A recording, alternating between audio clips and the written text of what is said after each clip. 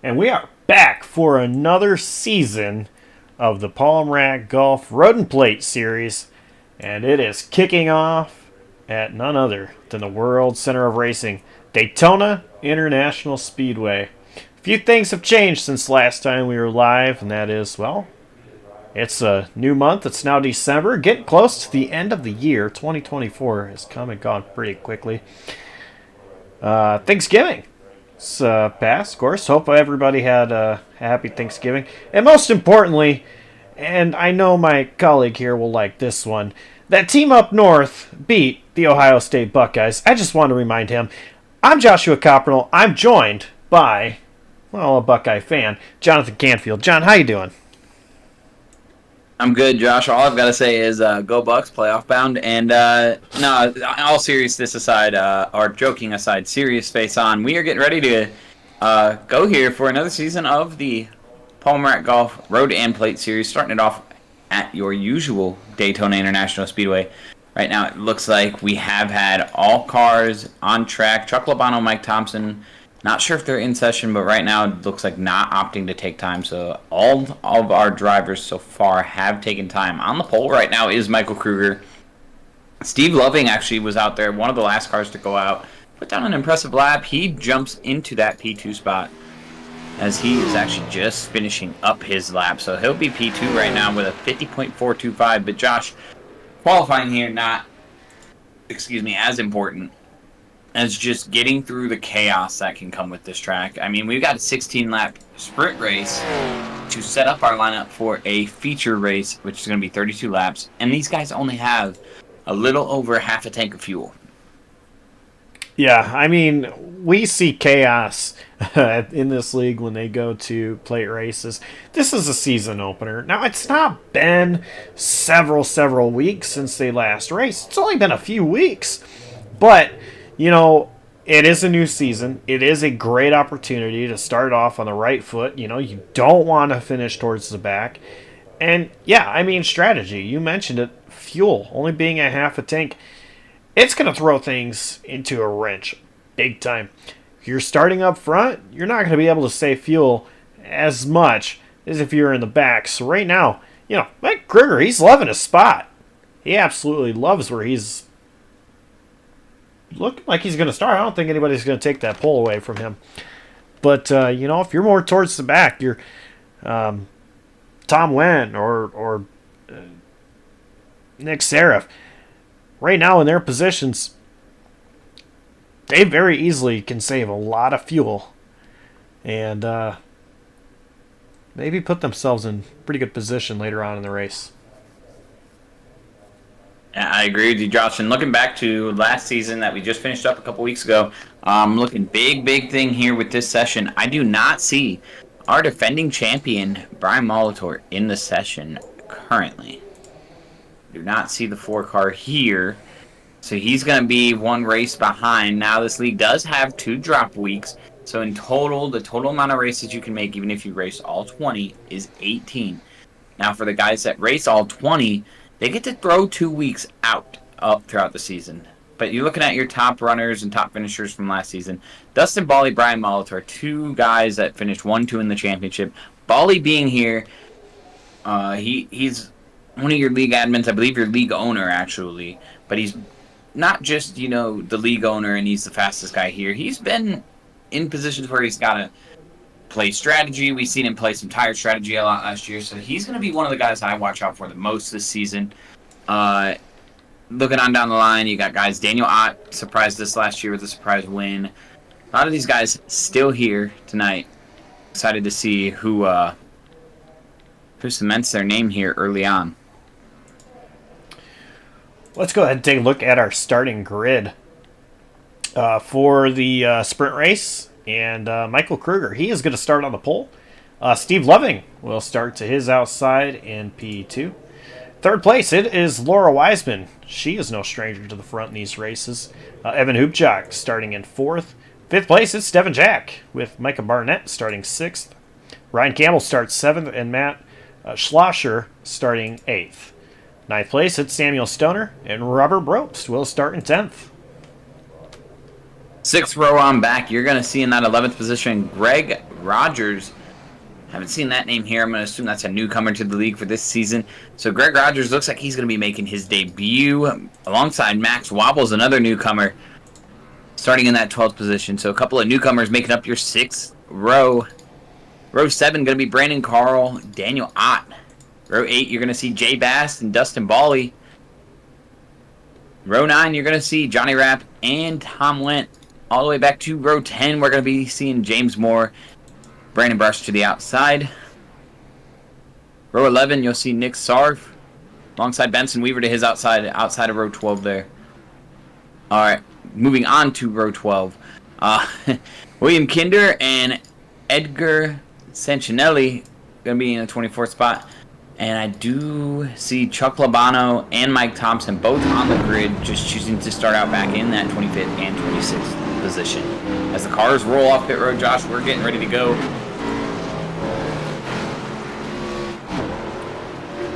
And with that being said, I mean, who is your pick to win tonight? He's going to have to work for it a little bit, but I'm going to pick somebody that's coming from the, I guess you could say the back, but as of right now, if we finish the race, he'd be starting pole of the feature. I'm going to go with Robert Brobst. Seen him, I remember Daytona last year and even other super speedways with that number 5 in good position and get it to the front. Expecting him to get to the front here in this sprint. I'm going to go Daniel Ott, starting 14th. But we saw he was really, really good on the plate races last season. I expect nothing different.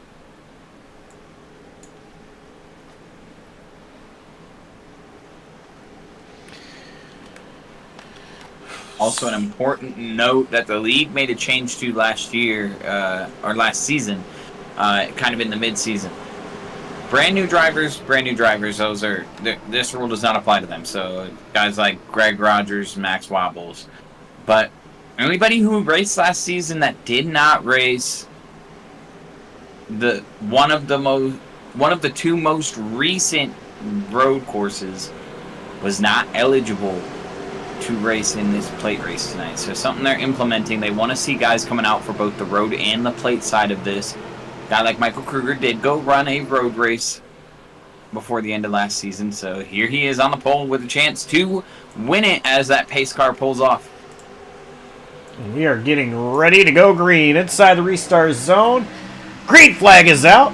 We're underway here in the Road and Plate Palmer Golf Series. Race number 1.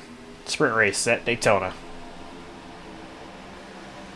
See the lines fairly even right now as they go into 1. Loving up on the top. He's followed by Luchak. Wiseman in line with Kruger on the bottom. Devin Jack there in that 3rd car inside lane. 3rd car outside lane, that's going to be the 59. That's going to be Micah Barnett. Micah Barnett put on a show, I believe, last year, if I remember correctly, when myself and Dalton Kilroy were in the booth for the last road course of the season. Don't count Barnett out. He's good on a road course, and you know, it seems to be common with this league as we come to complete lap 1 here. It seems to be common with this league that drivers that are good on the road course always find their way to the front here in these drafting tracks too. I'm very intrigued at how the south side line is staying with that inside line so early on. Steve Loving, he is not letting Kruger just go away. In fact, Steve Loving now, he's going to take the race lead and move down, maybe. He stays up top. Michael Kruger with the run. Going to get back side by side with Loving. I'm watching, Josh, about the first 4 cars in that outside lane. Doing a really good job. Not only pushing each other, but not really pushing hard yet. But doing a good job just getting down to that bottom lane and kind of sucking a side draft there. And right now you see that bottom groove starting to pull that momentum a little bit. That momentum that you were kind of alluding to there, Josh, that you'd expect. Oh, as we got to 21, looks like he's up 3rd lane, might be in the wall. It's going to be Greg Rogers.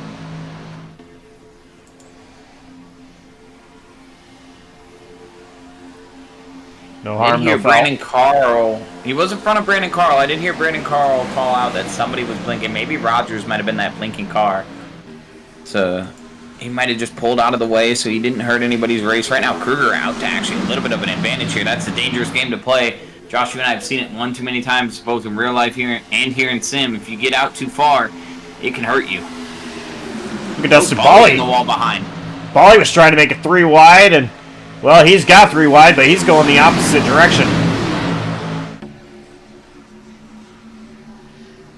Bali Like he's going to find a way into line. Benson Weaver.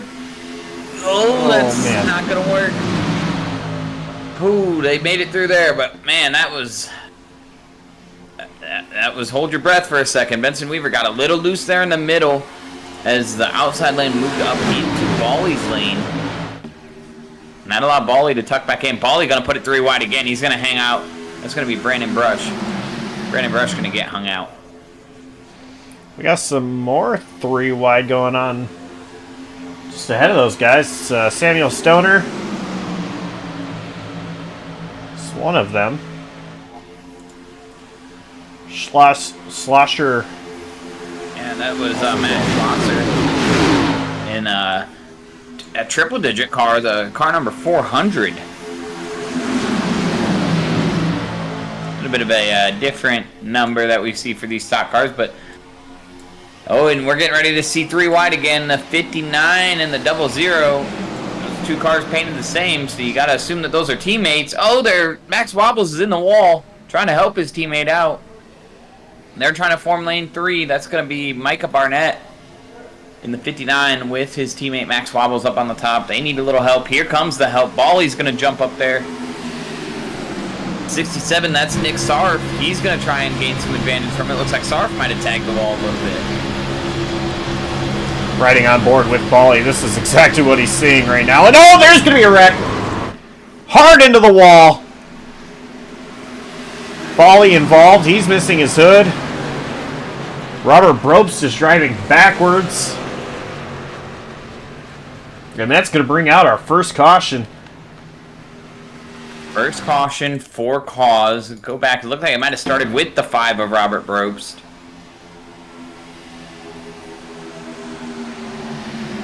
Oh, it was a checkup between Wobbles and Barnett.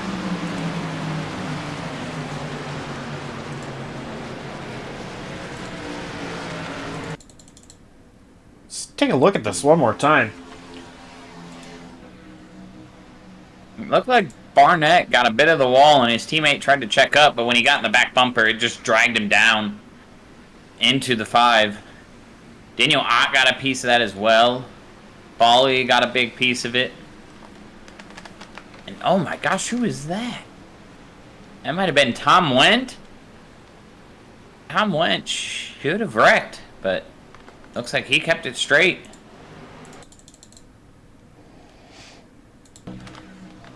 Take a look at oh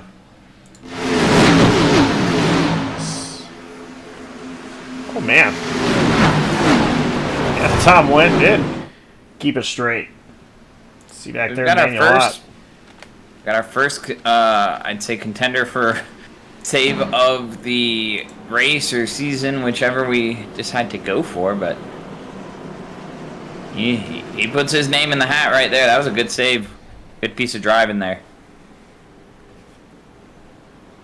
Now, important note, just because they had one crash does not mean every driver is out. If the car is rolling, they have plenty of time here to get it fixed. As with both sessions, you will see one fast repair. That is universal across the entire league, whether it's super speedway or road course. They throw one fast repair per session. So for the heat race or the sprint race, you will have one fast repair. You can get one major incident. Same thing for the feature. One major incident. Anything more than that, that can end your night.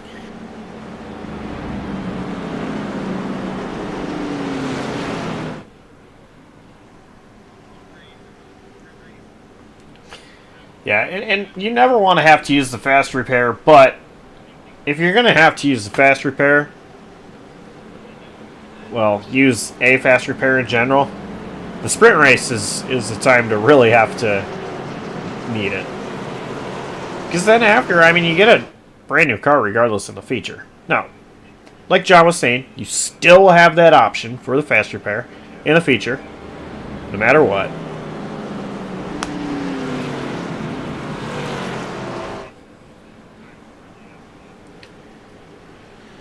Right now, Dustin Baldy is the only one in pit road.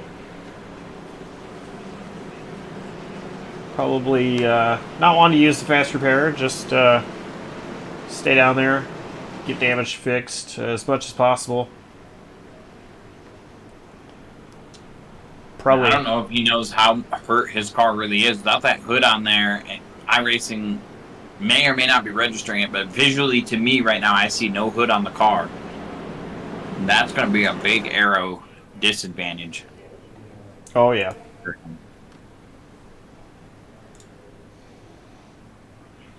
Looks like he might also go a lap down here.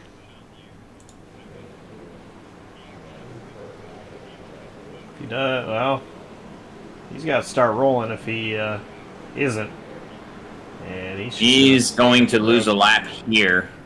Oh, he's rolling now. Too little, too late. Gotta beat that pace car out.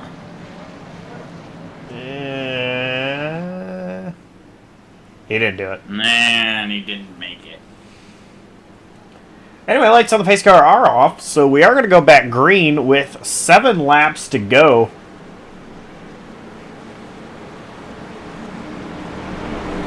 Michael Kruger and Laura Weissman on the front row. And John, those are 2 drivers that we keep seeing up front in these plate races. Specifically, Laura Weissman, as she has raced a lot more than Kruger has.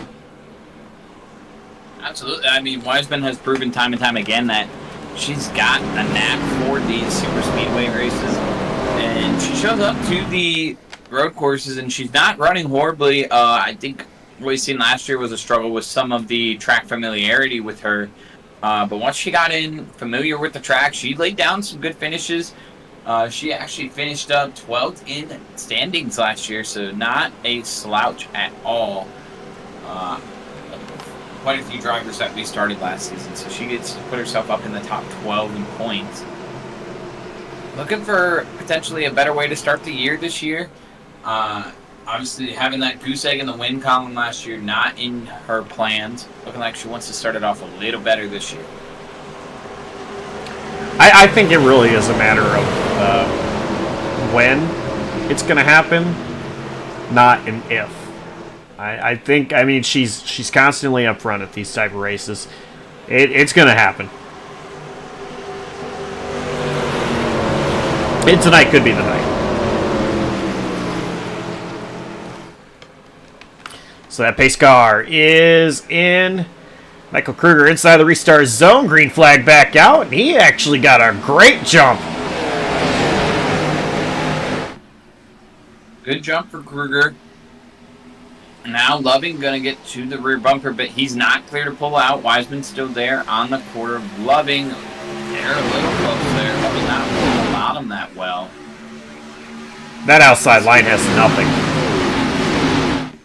Has nothing as we come off 2, but it's starting to rubber band a little bit off of 2 here.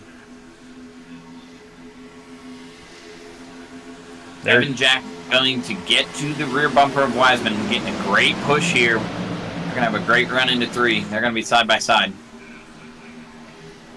Right now, Jack is Weissman's best friend. And you see Weissman kind of moving off the lane a little bit there. 400, that's going to be Match Losser going to the outside all by his lonesome. He's going to get hung out here. No help for Slosher. Slosher. I'll say it right one of these times. There, get your tongue out of the way first. Losser.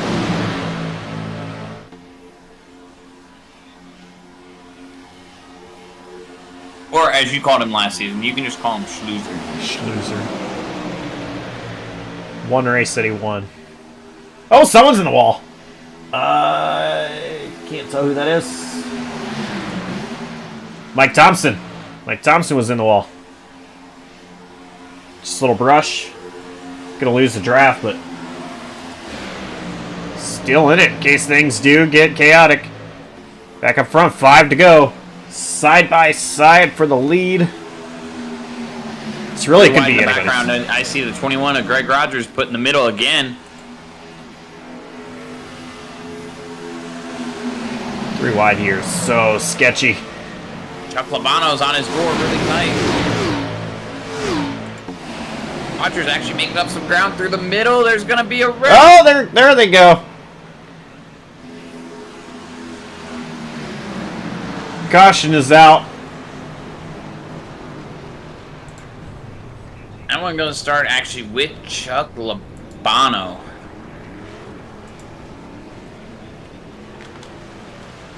Labano looks like he gets in the back of the 5. Another checkup there, Josh. Labano just didn't check up, got in the back of the 5 and turned him down into that 3 wide that you and I were watching. Was that? I want to see this one more time. Oh, yeah. I mean, Labano realized what was happening too late, tried to swerve, as if almost to kind of make it 4 wide, but not intentionally.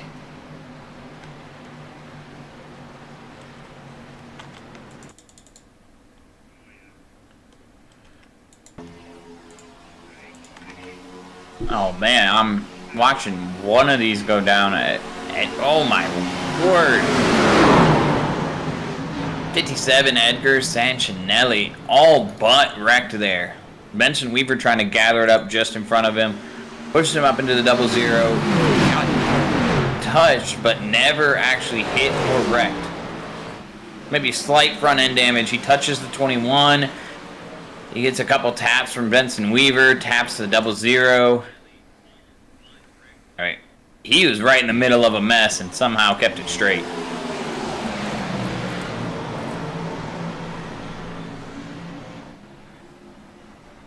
Oh yeah, it looked like everything was trying to turn Sanchinelli.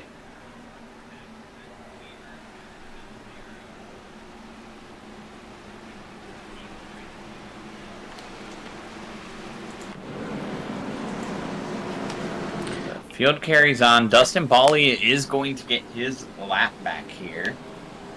Be lucky dog. Still without a hood. I wonder if he'll take his fast repair yet with us being on lap 14. We are going to go into, I believe, an overtime. I'd have to look and make sure that overtimes are actually on.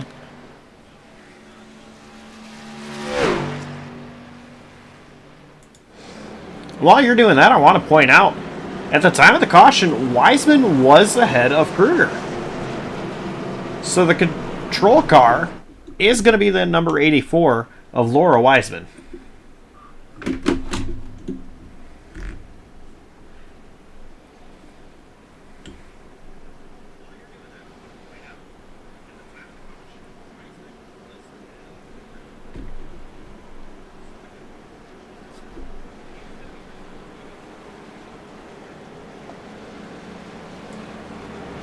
Currently, I don't see anything that says anything about an overtime or green-white checkered attempt.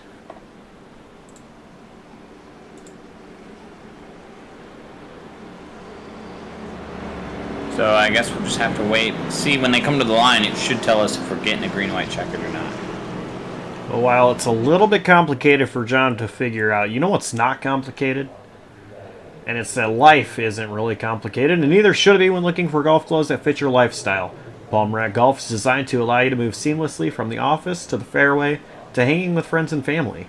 Visit palmrackgolf.com today to browse their collection of fine golf apparel, including polos, pullovers, pants, and more. So we are going to get a GWC here. One attempt. Laura Wiseman gonna take the race lead here. If a caution comes out, that's hers. That's her race if she's in the lead. If a caution comes out and anybody else is in the lead, that's their win. Now, if we take that white flag, it's on until the end.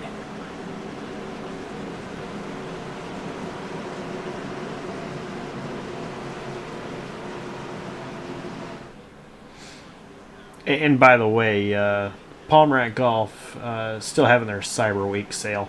So if you do visit palmratgolf.com, could get some kind of sale.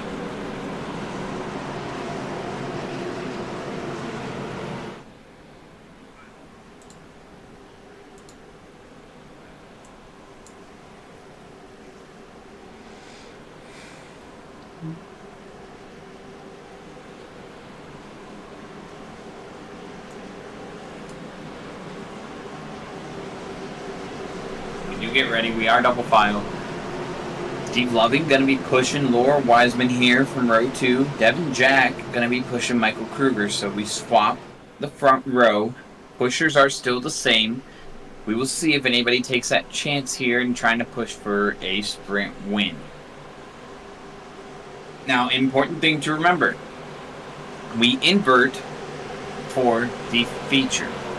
So whoever finishes P1 here will be starting P10 in the feature. And vice versa. Do the math from there. That's how we'll line up the top 10 for the feature.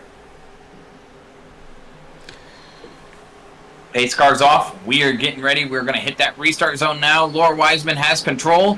She hits the gas and we go green. Kruger tried to jump it there. Looks like Wiseman caught him off guard, so she's going to have an advantage. Loving going to need to roll to the back bumper. Wiseman here and get some help, as Devin Jack is already tucked up underneath the rear bumper of Michael Kruger. Those two doing a great job working together. Mostly single file out back right now, though, as the inside lane is where everyone wants to be. 77 and the 7 both on the bottom. The 12, the 18, the 67. First two wide between the two rows up front is going to be Samuel Stoner. Now the 67 SR going to jump out, and the 12 going to jump up top as well. A lot of movement going on, but Michael Kruger, he's edging out ahead of Laura Wiseman.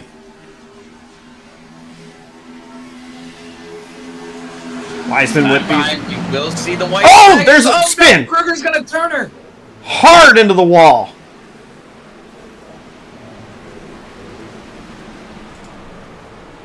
Michael Kruger, Laura Wiseman, Devin Jack, Evan Hoopchak.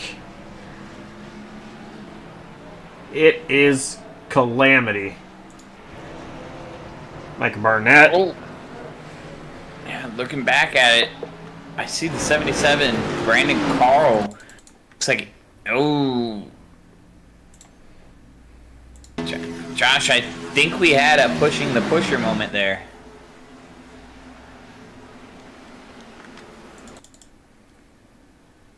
I think Carl was trying to help Jack get up to the rear bumper of Kruger, trying to help the momentum of their lane, and Jack gets moved out of line a little bit, and when he's off on that rear bumper of Kruger, Kruger just comes down and tags Laura Wiseman, and Laura Wiseman completely nothing she can do.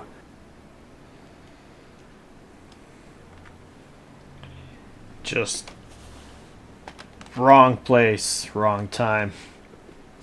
And by the looks of it, with this being our final caution, it's going to give a win, actually, to Steve Loving. Steve So Loving. he's going to take our sprint here. Steve Loving. Behind the pace car. And checkered flag is waving. Steve Loving.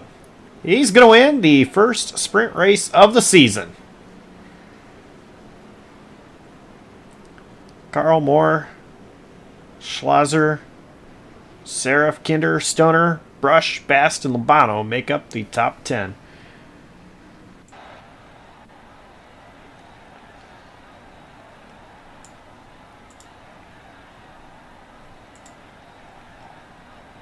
So, Josh, we got 3 minutes and new season, new winner already. I believe you might have caught up with our sprint race winner, Steve Loving.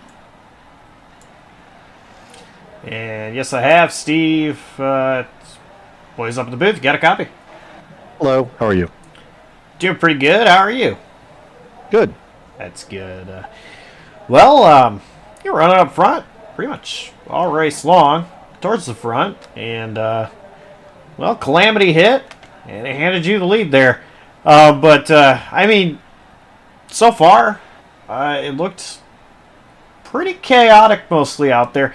What does it seem like it's been out there for you? Pretty typical. I'd much rather win that under green rather than just a default everybody wrecks and you seem to clear it. But it didn't surprise me. These things are pretty hard to push. It looked like it was a pusher incident up top. I think someone pushed Devin into Michael. It looked like Michael started to get turned and clipped Laura's right rear. As soon as I saw that happening, I dipped to the apron. They crashed high. I drove low. Then I remembered it was a one green white checkered, so that was pretty much it. But my objective was to either get first or 10th for this, to position myself for the feature, and we'll see if we can bring home another checker flag. All right. Well, I mean, you are going to be coming from 10th place now. That is known. So what's it going to take for you to get back up to the front? Some finesse and some delicate moves.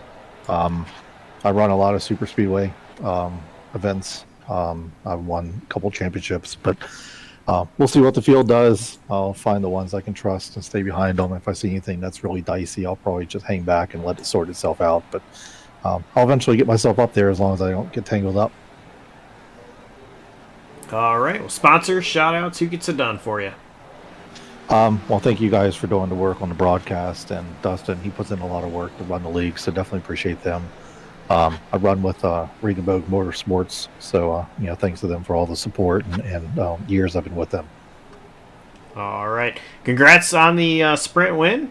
First race back from the very short off season, but yeah, we'll turn it to the feature, and we'll see you out there. Thank you.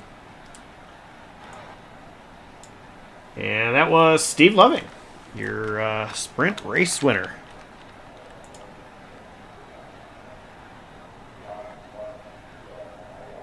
Josh, we're getting ready here. Warm-up's over. We're getting ready to line up for the feature. We're going to have 32 laps, invert the top 10 from the heat. And that will be our starting top 10.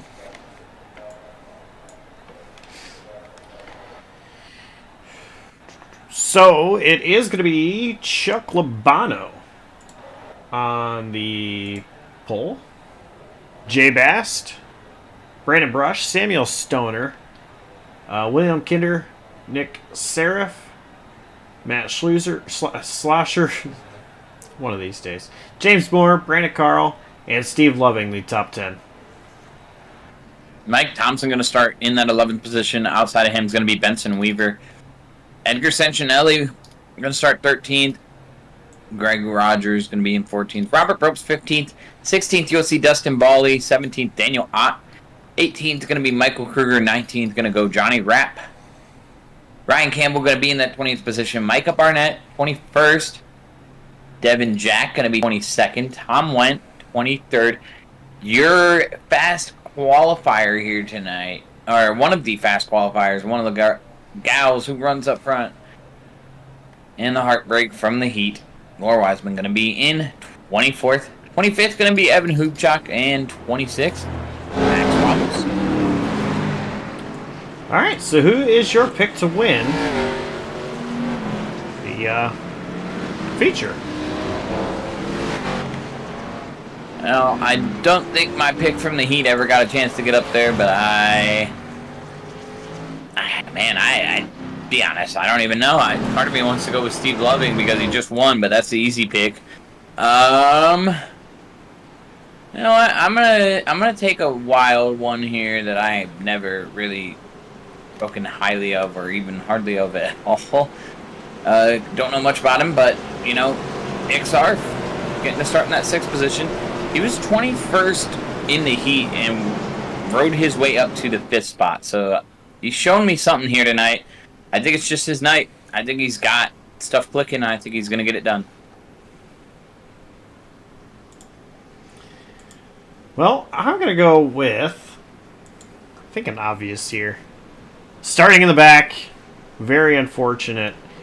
race there. But I'm going to take Laura Wiseman. Long race. Easy to get back up front. Look for her to be out there.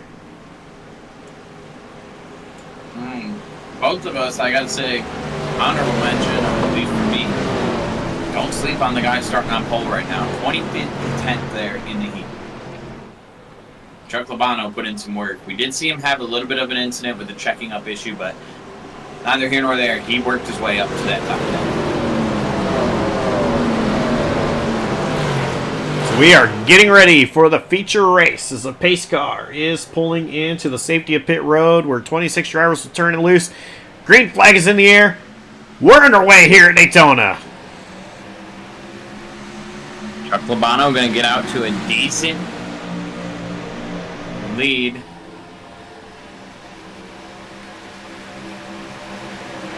I believe they're saying Chuck has a drive-through. May have jumped the start.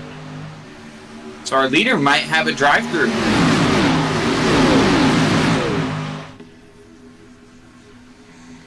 Did look like he got out to quite an advantage there. It didn't look like an initial start to me. It looked like, you know, a restart after the initial start where the leader has control, but I'll see here if that 346 machine pulls down.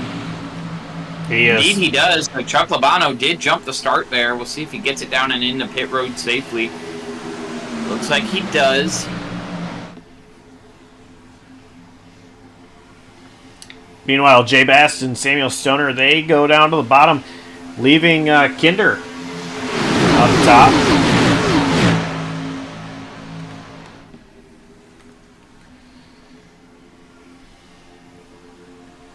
Jay Bass sitting in comfortable position. We got one driver who is dropping to the back. I believe that's Steve Loving, actually. Yeah, he wants no part of this. No part of it, but also things to think about. You got to be in it to win it. So getting up front right now, not a priority. No need to be up there and taking any unnecessary risk. Also think about fuel. You're in the 53's position of Jay Bass. You're not saving any fuel right now. You're leading the pack. You have to be wide open. Everyone behind you is saving a little bit of fuel, and they're going to be able to stretch longer. But one thing I'll notice right now, we've got top four Toyotas. As one of those Toyotas is going to get stuck in the middle here, put in the sucker hole, if you will. It's Kinder.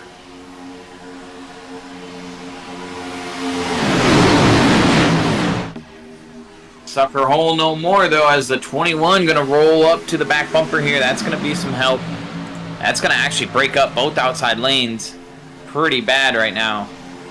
Giving that inside an advantage, but Matt Schlosser going to jump up to that outside lane. He's trying to lead a lane to the front. He's got the momentum.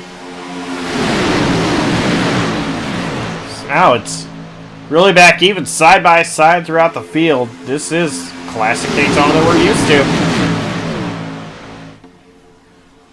Classic rubber band effect. I mean, they break up and then you get 3-4 cars back in line and they just pull themselves back towards the front.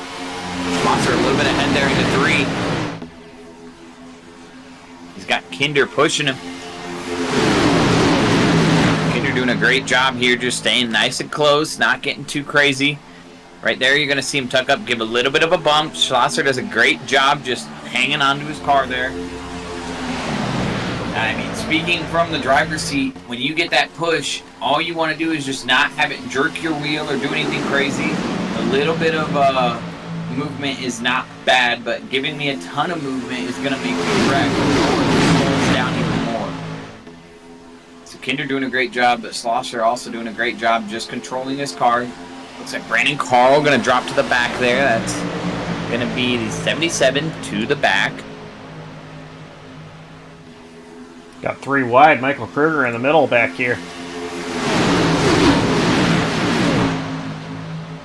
Kruger, one of those drivers trying to make up some spots here, as he did not have the finish he wanted to. Oh, we got a wreck! Heat race.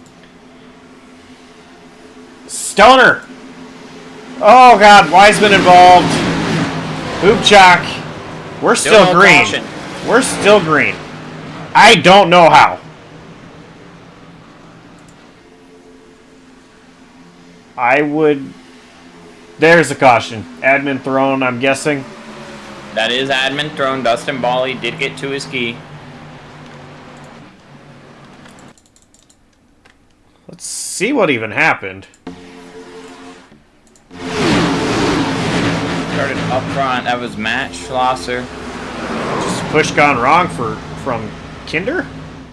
It is a push gone wrong, and we had just talked about how good Kinder had been doing, just not getting over aggressive with the pushes. Tries to help a little too much there. Gets to the left of the bumper and just hooks him down. Jay Bast and Samuel Stoner, nothing they can do. Stoner looks like he's going to need that fast repair. He hits that inside wall hard.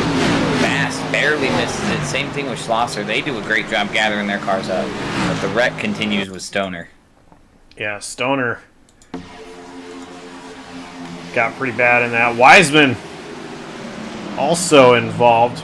Hoopchak, you see back here, just kind of minding his own business. Gets into Loving, and then bam, Brandon Carl. My Carl. And Laura Wiseman, just another victim of not having anywhere to go.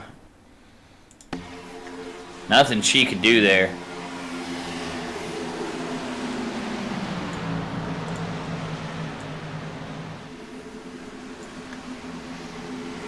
Stoner tries locking up the brakes. You can see the brakes locked up as he's coming back out on track, but just too little, too late. He's got too much momentum, and he collects 4 more cars right there as he comes back out off that wall.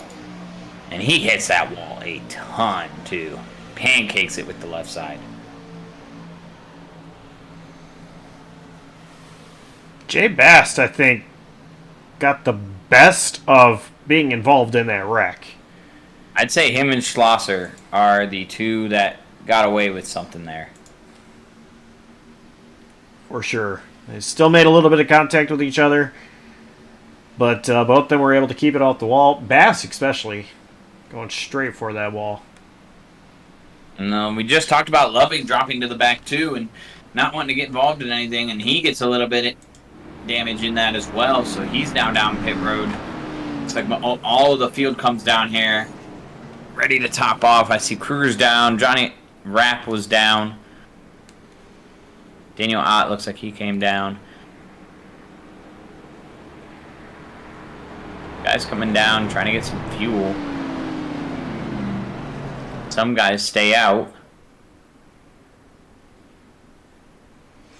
Looks like Brush, Thompson, Wobbles, Campbell, Sanchinelli, Bropst, Barnett, and Hoopchak are the only ones to stay out. Some drivers. Rogers going to be your first car off pit road. And Rogers was only in pit road for 5.8, in his box for 5.8 seconds. So fuel only for Rogers just topping up. Not a bad idea, as I kind of did some rough guesstimating. I'm thinking right around the 20 to 25 mark is where they would maybe run out. You might be able to save some fuel here and make it. I remember this race last season. It was close. I believe there were some guys that made it on 1 tank of fuel or even one stop before halfway. So we're nowhere. We're only halfway to halfway right now. But I remember. I think I remember an early caution like this, and some guys were able to stay out the rest of the race and make it on fuel. See some more coming down. A lot of drivers probably wanting to top off here.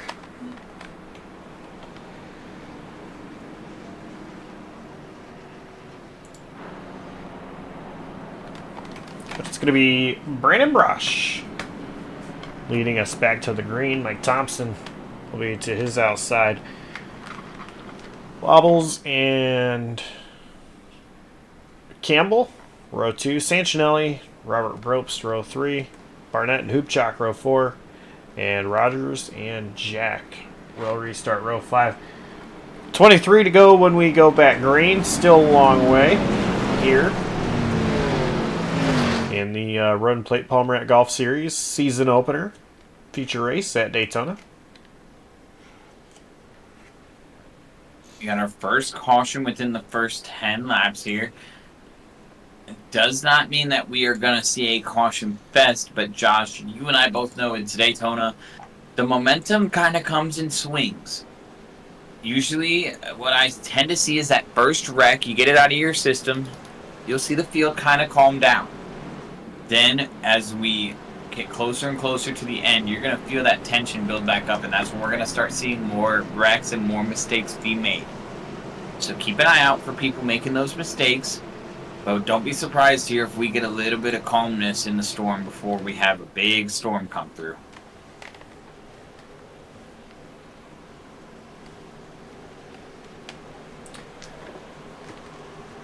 So the field is working off of turn 4.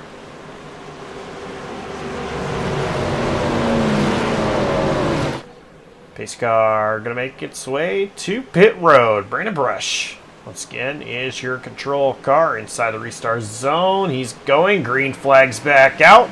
We're back underway here at Daytona. Mike Thompson didn't get a very good start there. Not sure what happened. I'm also a little surprised to not see him pulling down into that lane right now. He's got not a lot of help in that outside lane. He's going to try and stick it out there, though, and get to the outside of the 00, Max Wobbles. Max Wobbles got a great restart with the 41 of Brandon Brush. Now we start to see that little bit of rubber band effect. Outside lane has a little bit more strength in numbers with the cars being a little closer. Mike Thompson getting that run. He's going to have an advantage going into turn 3. They're going to be side by side as Brush and Thompson for the race lead. Brush a little bit better off with help from Wobbles.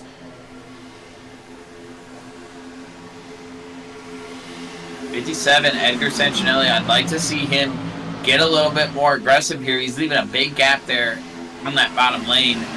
Luckily, Wobbles making up for it by giving Brandon Brush some great draft help right now. But you want to see that 57 get closed up a little more. Not sure what's going on with 57 if he's got that. I don't think he's got any front end damage. I don't think he's had any damage yet in the feature. We did see him have an incident in the heat, but I don't think there's any damage to his car, so maybe hanging back, trying to be safe here, but not helping the inside lane at all right now.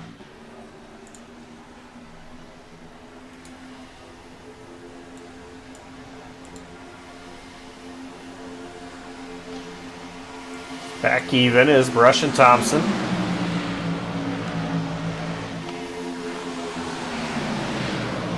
We've seen the 59 of Micah Barnett get into the back bumper of the 57, trying to tell him, hey man, we need to get going. There's no reason we should be this far back.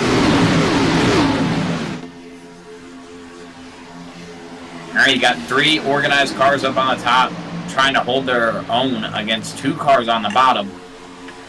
And Mike Thompson's almost clear going into 3.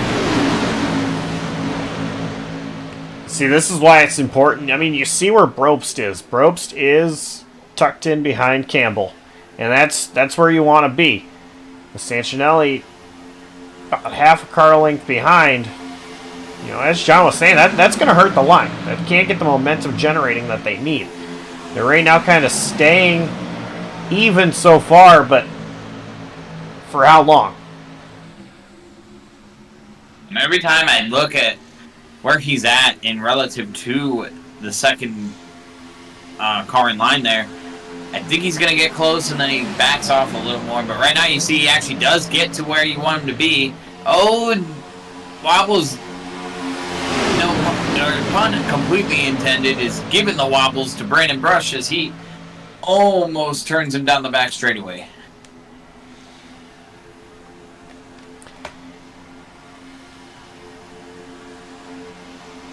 That bottom line just not as organized, but that top line is kind of struggling now as well. Seeing a lot of guys just hang back a little bit here, trying to play it safe. I told you we would see some calm here. I didn't expect to see 2x2 calm, but we're seeing a lot of calm from the back half of the pack. We see a lot of spacing. Everyone giving a little bit of room, some patience up front. It's nice and tight between the first 2 rows. The third row on back, you're not seeing a whole bunch of bumper to bumper as the outside lane. Oh, Brooks got a little too close there. Almost caused that stack up effect. Had to get out of it there, and Hoopchak had to make a major checkup. Hoopchak did a good job not running over the 5 there. You know what I call this? This is organized chaos. Yes, they are 2x2 several rows deep, but they're not really squeezing each other. Well, Thompson kind of does. He's still going straight. But now Campbell's wanting to leave Thompson in the dust, trying to put him on the outside. Barnett jumps down into the bottom line. Now there's contact between Wobbles and Campbell. I was just getting ready to call out that Barnett was going to make the move. Sancinelli kept leaving that gap. Barnett. Oh, man. They're banging. Still going straight. Barnett saw the advantage that he had and an opportunity to get to the top when Hoopchak had to check up. Barnett gets to the top and makes the move on Sancinelli, gets ahead of Sancinelli. You see Sancinelli hold him back again. See a lot of this back half of the pack breaking up from the front. I think they're all spelling wreck between these top 6, 7, 8 cars. Greg Rogers, he was on the apron throughout the corner. The fact that he is still going straight is amazing right now. Waddle's going to take the lead. Everything is now just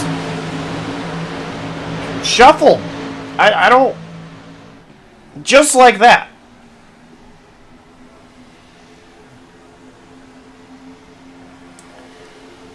Here comes Campbell. Campbell on that outside line has a run.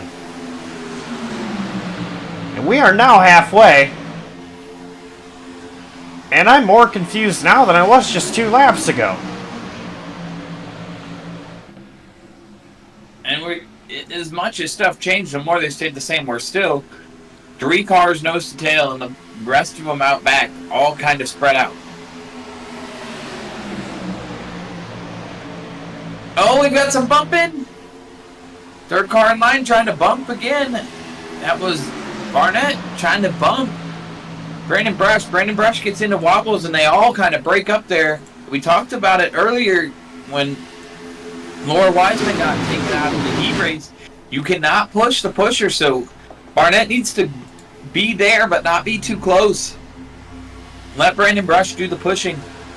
Now Campbell's going to clear because of that. It's going to be Wobbles pushing Campbell now. And that's going to leave Brobst up top waiting on Hoopchak to get to his bumper.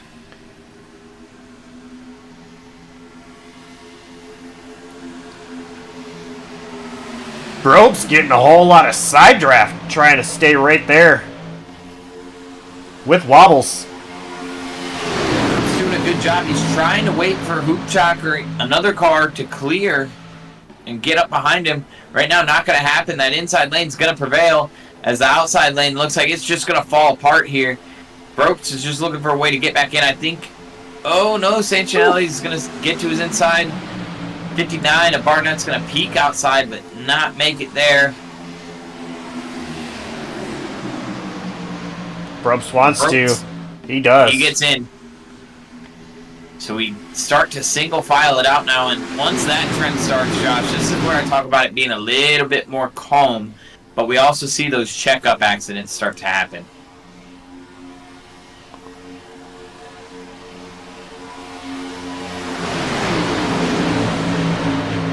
First car outside right now on the outside lane is going to be Devin Jack. He's got help from Tom Wendt.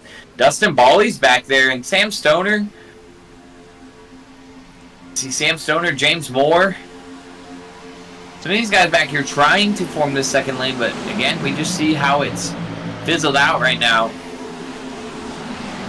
These guys might be better off trying to just tuck in line right now.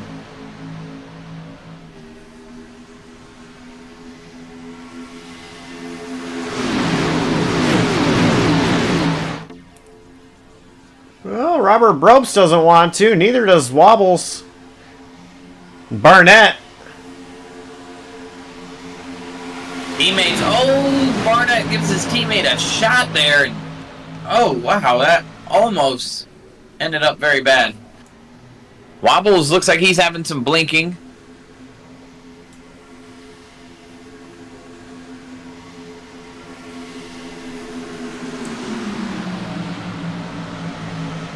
Side does not have the help they need right now, but they don't care. Wobbles is pulling ahead. And help's not far away. Devin Jack, Tom Went, Dustin Bally, those guys I mentioned before, they have slowly worked their way up here. They're gaining that momentum. They're doing side drafting. They're not super close nose to tail, but they are pulling themselves up here. They've pulled themselves up alongside Hoopchak. Fifth car in line here, and they're getting closer, pulling themselves up to Sancinelli. I'd like to see Tom Went get a little closer to the rear bumper of Devin Jack, try to get him up there, but little by little, lap by lap here, they are getting closer. This top lane's going to have help.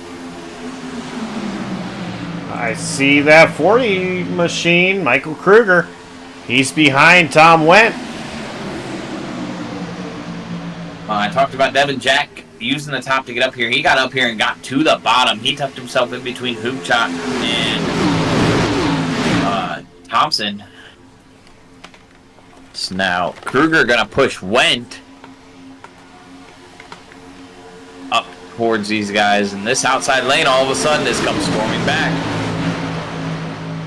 Samuel Stoner, he's trying to create or close a gap there. He's pulling along Dustin Bally, James Moore, the 67 of Nick Sarf, and the 1 of Benson Weaver.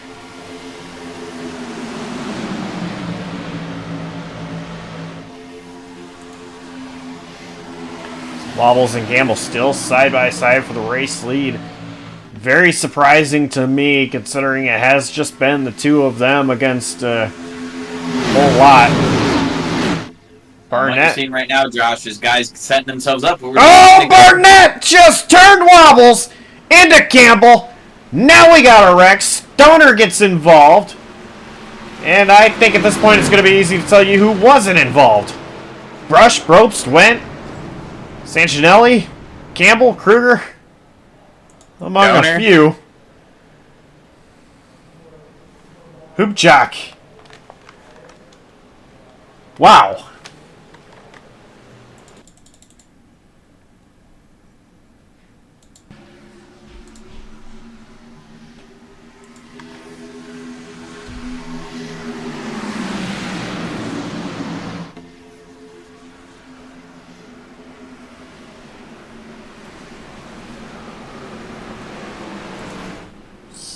See the calamity that this had.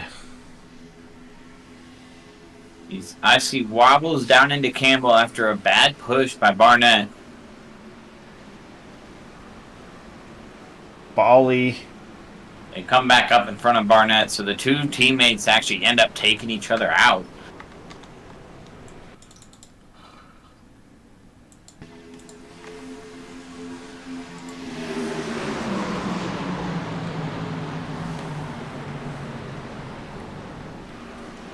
Hoopchak looks like he got tagged a little bit.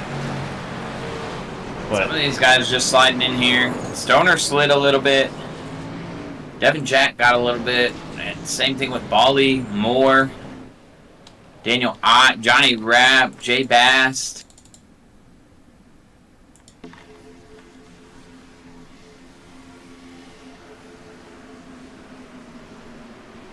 All right. Samuel Stoner looked like he was going to go up and over and then just kept driving straight. Looks like maybe some right front damage would make that car not really drive all that straight. Going to have some extensive repair on that, but it is kind of a miracle he was able to drive away from that.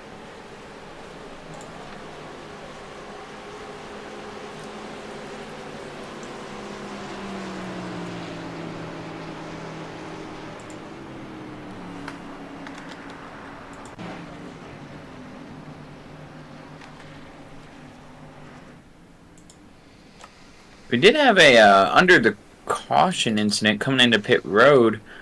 Devin Jack, I'm not sure exactly what happened. He might have been over here watching our stream or something, watching replay, but he accidentally ran into Evan Hoopchak under caution.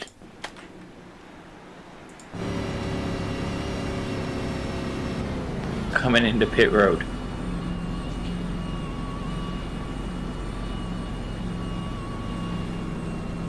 Just a little love tap. They both carry on. I don't see any damage from it.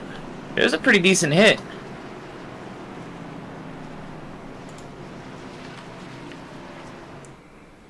Hoopchak actually still sitting on pit lane.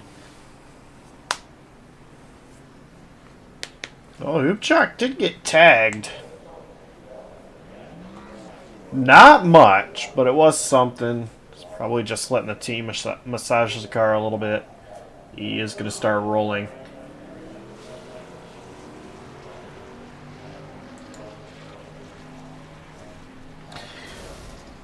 The race leader is going to be Tom Wendt, Michael Kruger second, Benson Weaver third, Jay Bast fourth, and Matt Schlosser fifth. Lights on the pace car are off, so they're going to go double file, and we're going to restart with 6 laps to go here from Daytona.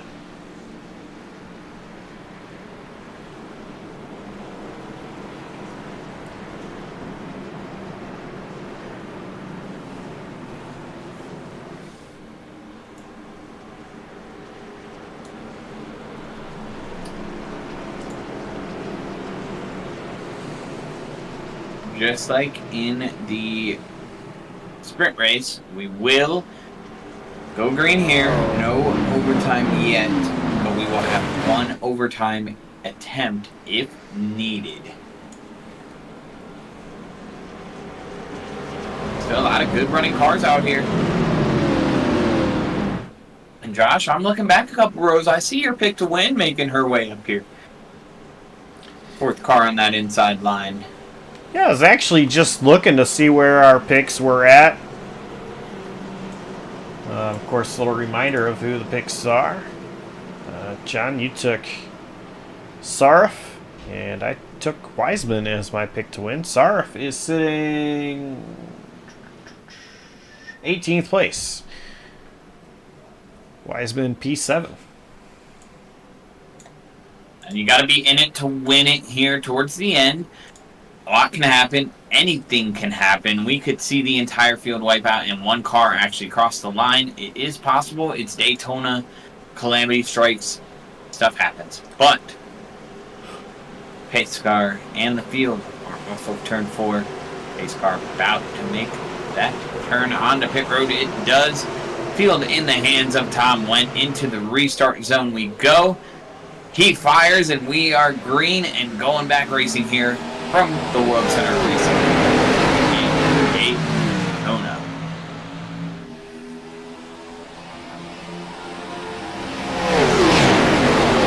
Tom Wendt immediately jumps up to the high side. He wants to block. He wants control of the lanes, which we've seen him do before.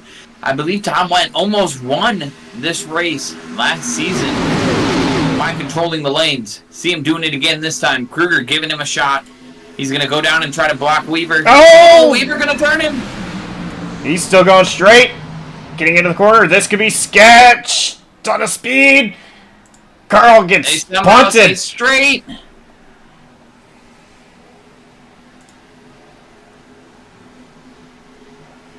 So we're still green. Michael Kruger is the leader. He's got Jay Bass pushing. Here comes that 21 of Rogers with help from Loving and Brush with some steam. That outside line is on a mission.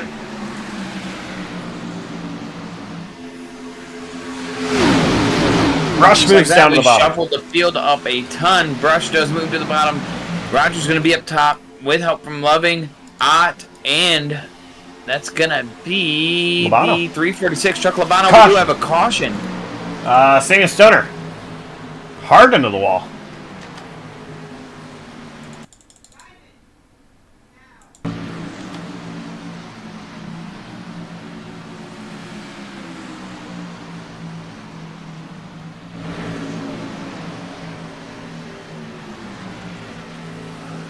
Oh.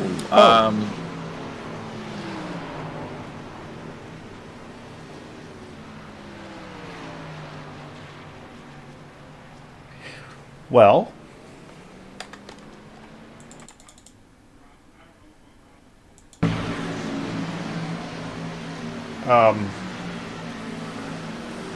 I mean, this is where I'll play devil's advocate. There's about a foot of room, maybe 6 inches we'll go with, of room between Carl and Stoner at the point of contact. I think Carl even might have just slightly misjudged that, trying to get in behind Stoner, I believe. I don't see a reason why he would just right hook Stoner in that moment. So I know it looks bad, but netcode plus maybe just misjudging, trying to get in behind a car, that's all I can see there. Certainly doesn't look intentional. He doesn't cut the car hard left. I just think he's trying to get down really slowly and he just misjudges it just a little bit. Stoner really gets the short end of the stick on it.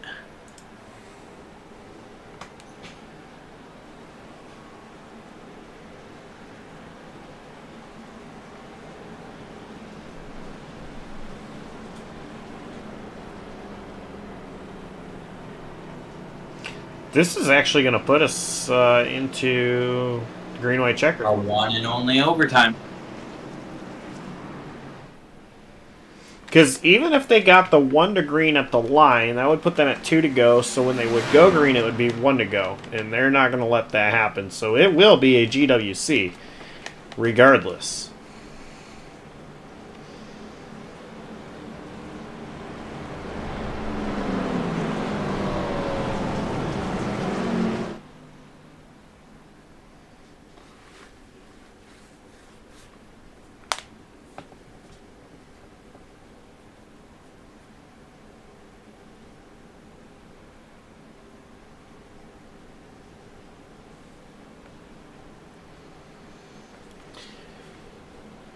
So, under this caution,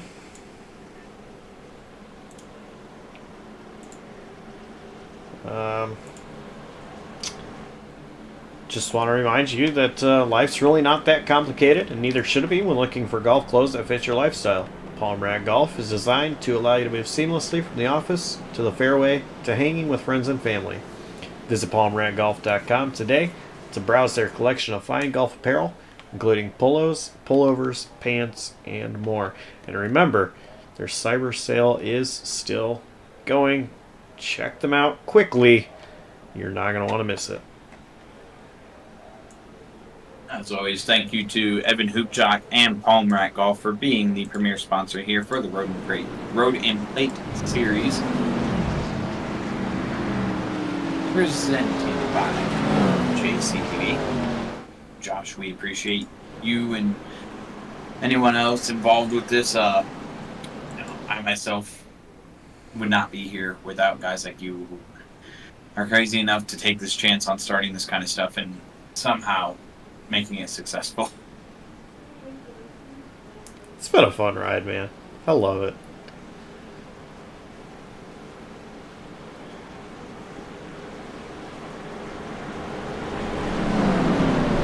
With that being said, we've probably got more than just Road and Plate series watching us, and this will be posted on YouTube.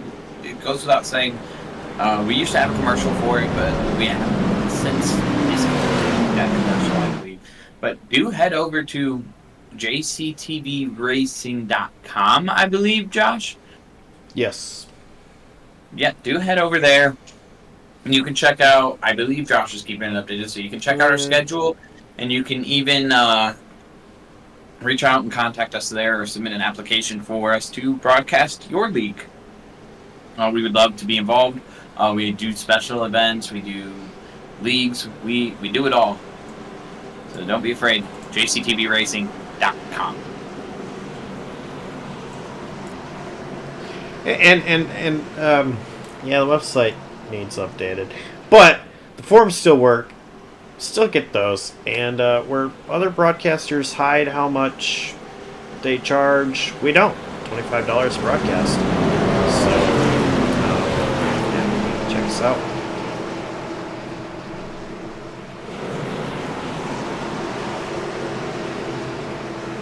But we're getting ready for the green-white checker. This will be the last restart. And it could finish under yellow or checkered. We'll see. Pace car is in. Greg Rogers, he leads us to the green. Green flag's back out. Here we go. One final time at Daytona. See Rogers jump up to that high side. Loving going to go to the middle here. We're going to be 3 wide for the lead heading into 1. Rogers going to get hung out. Look at Ott. Ott's got help from Kruger and Labano. I see 3 wide in the background. Nick Sarf going to go to the outside of Mike Thompson. Thompson going to put him in the wall. Sarf trying to make some steam up on the top side there. Daniel Ott pulling ahead with help from Kruger. That outside line, just 2 cars strong. That inside line, 3 cars. What's going to happen if Kruger gets clear here? Does he jump out in front of Loving? Can he get clear? The cavalry is coming. Look at Wiseman on the top line. White flag is out. We are going to finish this race under green. Here comes Rogers. Rogers giving a shot to Brush. Brush giving a shot to Loving. Neither one of them lifting. Everyone's staying straight. Wiseman going to get to the back bumper of Rogers. Here comes Sarf through the middle. They're going to be 3 wide off of 2. Sarf has a run. Labano going to go to the top. Sarf not going to allow it. Sarf's got a big run here. Expect 3 wide here going into 3. Sarf's got the advantage right now, and he's still got help. Somebody's going to have to block him. Loving going to go to the middle. Sarf up top. Loving in the middle. It's Daniel Ott. Ott's probably going to get the win here. They come into the tri-oval. We're still 3 wide. Loving trying to get there. It's going to be Daniel Ott taking your season opener. I picked him in the wrong race, and there is a huge crash in the background.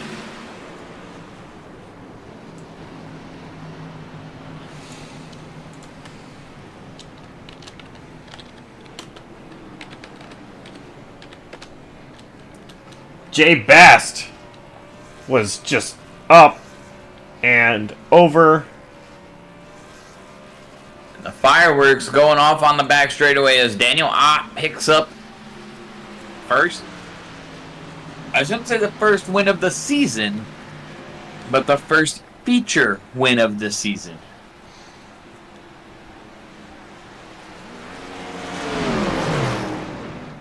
What a finish.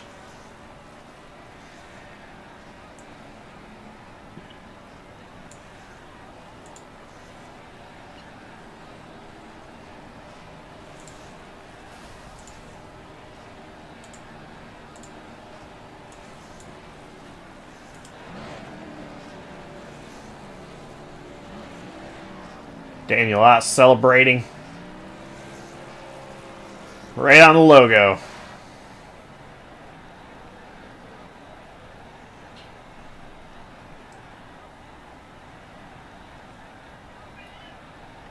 It is so fun to win at Daytona.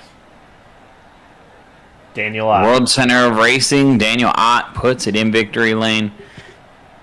We will run down our order real quick while we wait for our top 3 to position themselves for the interviews. So Daniel Ott, of course, the race winner. Michael Kruger coming home second. Steve Loving third. Brandon Brush fourth. Nick Serra fifth. Chuck Labano sixth. James Moore seventh. Benson Weaver eighth. Mike Thompson ninth. And my pick to win, Laura Wiseman finishing in 10th. 11th is going to go to Matt Schlosser. 12th, Greg Rogers. 13th going to be Jay Bass. 14th, Ryan Campbell. 15th position going to go to Robert Brope. 16th, Johnny Rapp. Dustin Bally going to be in that 17th position. 18th is going to be Edgar Sanchinelli.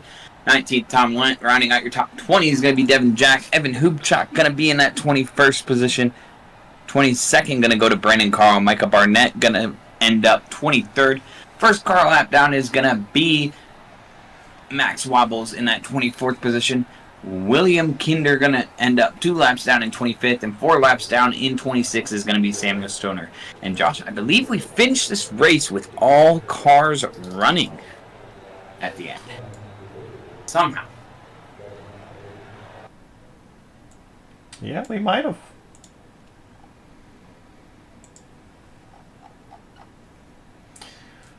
Well,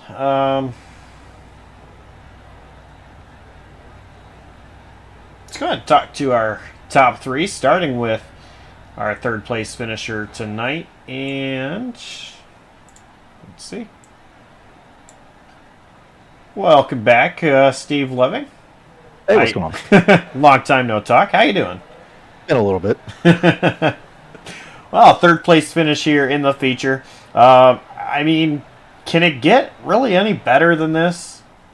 Yeah, I was really pushing for the win. I actually thought I had it. I was timing everything perfectly, and Nick had a massive run on the high side. I saw it coming up on my mirror, and as soon as he started getting next to me, and Brandon, who was pushing me, that essentially deployed a parachute. I was yelling over comms. I was like, dude, you're slowing us down. You're slowing us down. He's like, I had to. So if it wasn't for that, I think I actually could have done it. But that slowed it down, so I just had to tighten up the side draft. Either way, still a really good day. Starting off the season the way you have. I mean, 1st and 3rd. Not too bad. So, I mean, next week we do head to the road course. First one of the season. How you looking to continue with this momentum there? Honestly, I probably won't. I'm an oval guy. Everybody here knows it. I run your typical cookie cutters and super speedways. I just don't care for the road courses and the Xfinity. So I was telling Dustin, who I've known for a long time, that I really debated whether or not I was going to run tonight. But I said, yeah, it's Daytona. I'll run. I'll see if I can clip pole and see if I can win the warm-up in the feature and see if I can pull it off a double. But my intent was to only run this race for the whole season. So I unfortunately won't be a contender and playing around with everyone because of some other commitments. But nonetheless, I had a fantastic time. Tonight went pretty good. So happy I got to have some fun and not get wrecked out. Gotcha. Well, I guess then, once again, sponsor shout-outs. Who gets it done for you behind that 27? Again, I want to thank Dustin, but this time I want to thank him for keeping the trash can empty and keeping me hydrated and bringing me drinks and doing everything to make sure I'm happy. Nick, he's a great guy out on track. He's awesome. We run together a lot, so we tend to work together. Brendan Brush really helped me out the last couple laps and agreed to help push and try to do everything to help me win. Last season, I pushed him to a win. I never left his bumper, had a shot to do it, but I just said, I'm going to stay with you and let you take the checker, bro. So that was nice to have him work with me. And everybody else that was up there did a great job holding it all together. And, of course, Regenboog Motorsports. Gotcha. Well, congrats on the strong night tonight, and we'll see you next time, whenever that is. Sounds good. Thanks a lot, gents. And that was Steve Loving, 3rd place finisher tonight. And not just 3rd, but, I mean, winning the sprint race and then 3rd place in the feature. John, I believe you have Michael Kruger. Indeed I do. And Michael Kruger, what a night you had. Looked like you were sitting in the catbird seat coming there to the end of the sprint race, and you got hooked pretty badly into Laura Wiseman. Just a bad push from your pusher gone wrong. Ends your sprint race. You start back in 18th, and boy, you had a road to get to the front, and you almost had it there. Run us through that race for you. Yeah, we started 18th there, and pretty much I kind of rode around a little bit, just kind of conserving early on the race on fuel because I knew we had one more pit stop. We were going to have to make at least, and caution came, and I just didn't hesitate but pitted, and pitted coming to one to go because I just knew this would probably be my only pit stop pretty much because I knew track position was very important once that one caution or when everyone else had to pit would flip, I'd be up there. And it came, and really just put myself in a pretty good spot. Once we finally got that caution, that forced most of the guys up front to pit, and got a little fortunate to also miss the wreck as well, close to the end of the race. I seriously don't even have a clue how I missed that at all. I was fully expecting to get wrecked somehow. I'm very surprised I made it through that. I had no idea. Coming to the restart, with like 5 or so to go, it was just really me and Tom on the front row. He had a great restart, and I was gonna stick with him and push him on the top, but he just made the decision to go low, and he got himself turned, and really that just caused the little mash that kind of left me as a hanging duck, and everyone else behind, they just zoomed right by me and Jay on the bottom, and there's really nothing we could do. And then the caution flew, and we slid back to P6. And on that green white checkered, I was restarted sixth, and I was gonna push pretty much from the top, but the inside line just did not get going, and I just saw an opportunity to just follow Daniel and just give him a big shot really on the last 2 laps really, because I knew if I just stick to the top I wasn't gonna go anywhere, and just following Daniel was my best chance. So I just kept giving him as much push as I could really, and try to clear him and myself to try to stick out. But I mean, it couldn't work, but still, I mean, still I could, and just shove Daniel to the win, and he came away the winner. So yeah. You certainly stayed committed there to the back bumper, Daniel. You showed great patience there, and you didn't do anything too crazy. Looking at ahead to this upcoming season, we did see last season a limited amount of starts from you, but you were here, and I mentioned you were one of the guys who made a start in the 2 most recent road course races. So you're not opposed to running road in this league. Do we see you make a push this season, or is this one of maybe a few limited starts for you this season? What can we expect? Oh, I want to try to make more starts this time. I want to see how many races I could run without anything holding me back. Last season, I just was on and off really, and this time around, I want to see if I could run almost the whole schedule. I know next week I'm not going to be available at Zandvoort, unfortunately, because I'm going to be traveling next week, but I know that I'll try to come on back for Road America, and then just see whatever else takes place for the rest of the season. But for sure, I want to try to see how many starts I can make, hopefully the whole season, but hopefully with a good start for this season, finishing second in the race, and a little bit of a tough heat race. I think I could have a pretty good point season. I know I'm going to be a little behind after Zandvoort by not being there, by being gone next week, but I'll hope to return at Road America to come out swinging a little bit. All right. And the last thing, you've been around JCTV for a long time, so you know what's coming. The very last thing that we do here is we ask you, who are your sponsors, your shout-outs? Who do you have to thank, and who helps you get it done behind the machine of that 40 car? I just gotta thank everyone at Radius Racing, really. Everyone for bringing a great piece. It was a great piece. Just came a spot short. Gotta thank Grid Network for being on board as well, and just gotta thank all my teammates back at Radius Racing, and just really the Dustin Bally for what he does run this league, and just you guys for commentating this stuff for Thursday nights. Thank you guys, and well, that's what I got.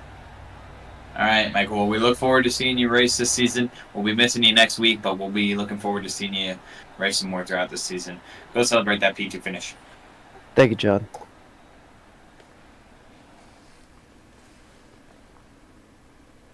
And that was your second place finisher, Michael Kruger. And Josh, you pretty much picked him in the sprint race, so we'll count it ish for the session, for the first race.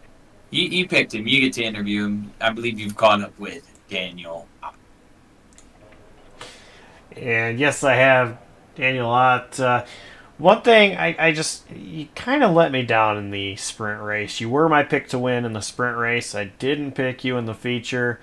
But hey, you still got to win tonight, and probably the one that matters the most. So what was it like out there for you? Man, it was an awful race up until the last 5 laps or so. I feel like I got caught up in a bunch of wrecks, some ARCA breaks going on there. Yeah, it did not look pretty out there for you at all. But stayed in it and was able to, of course, come away with the win. What was it like just to stay in the mindset of, I still have a chance? Yeah, it was like it was going so bad. I was just like, it can't get any worse. So I might as well stay in it. So, and then that last caution just kind of worked out perfect. I didn't need much fuel, and I was able to go get a quick repair, get a fresh car, and it just worked out. Put me in the right place at the right time,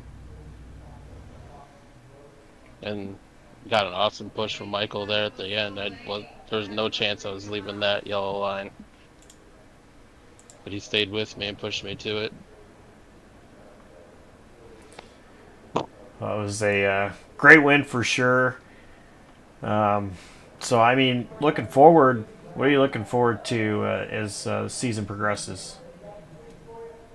There's some awesome road courses this season, so I'm definitely looking forward to Road America, Chicago, and Sonoma. Some of my favorites, and hopefully get another win on the plate. But that's a crapshoot. So All right. Well, sponsor shout outs. Who gets it done for you behind that winning 29 machine? no sponsors really, but thanks to Dustin for running the league, and thanks for Evan for sponsoring the league. Thanks to you guys for doing awesome broadcasts, and then thanks again to Michael for that awesome push to the win. All right. Well, hey, congrats on the win. Go celebrate, and we will see you next week. Thank you. Have a good one. You as well. Thank you. And that was your race winner, Daniel Ott. So, John, I guess before we look to next week, what what did you think of this tonight's event? Tonight's event was, in a word, I'd say probably one of the more tame Daytona events I've seen. Even looking back at last season, I feel like we had a very mature class of drivers here tonight. We've seen some calamity, but I'd say we never really seen a big one until we crossed the line there for the finish of this race. Even in the sprint race, and even during this feature race, we've never seen a really big one. I think the most I seen was maybe 6-7 cars collected in an incident. It's still a lot of cars, but for Daytona and the amount of cars we started here tonight, we started 26 cars. We easily could have wadded up 20 of those 26 at any given point. And these drivers just did a great job showing the maturity, the patience to be able to check up, to get out of the throttle, get on the brakes, and take care of each other. And at the end, your margin of victory is 0.60, 0.66 between the top three cars. So you're looking at a very, very close finish there. I won't lie. I thought Nick Sarf, even bringing home fifth, I thought he had a great chance there with that big run he had outside. Just looked like his momentum got cut off just a little bit with the side draft, but did a great job. Looking forward to going to the road courses. See what some of these drivers have for that. Obviously, Daniel Ott, one of those guys we talked about for last season, picking up a win here tonight. I believe last season was also a win on a super speedway, but he sounds excited about these road courses, so I'm excited to see guys like him, Brandon Brush, James Moore, all our regulars that we see up front ish in these road courses, taking on a new set of road courses. Even guys like Johnny Rapp, we've seen him make his way towards the front of a road course race last season, saying he was not a road guy, but he made it to the front. So I'm excited for this season. Daniel Ott and Steve Loving both started off on a good foot, but Steve Loving, as he announced tonight, this was his one and done for the season, has prior commitments elsewhere, so he will be running elsewhere. Michael Kruger finishing second, but notably he's not going to be running next week. So Daniel Ott right now, I think, is in the catbird seat. If he goes out and has a good run next week, he could easily take over this points lead and kind of hang on to it for right now. Important note, which I didn't say while Kruger was in here being interviewed, there are 2 drop weeks. So Brian Molitor, our champion last year, only ran 18 of the 20 races. His 2 drop weeks were considered like a provisional. That is how he wins the championship, even though Dustin Bally and others ran 20 races instead of 18. Those 2 drop weeks. So Kruger can miss 2 races and be fine. But it's all going to be about how many races you miss in a season. Sounds like he's trying to run a full schedule, but we'll see.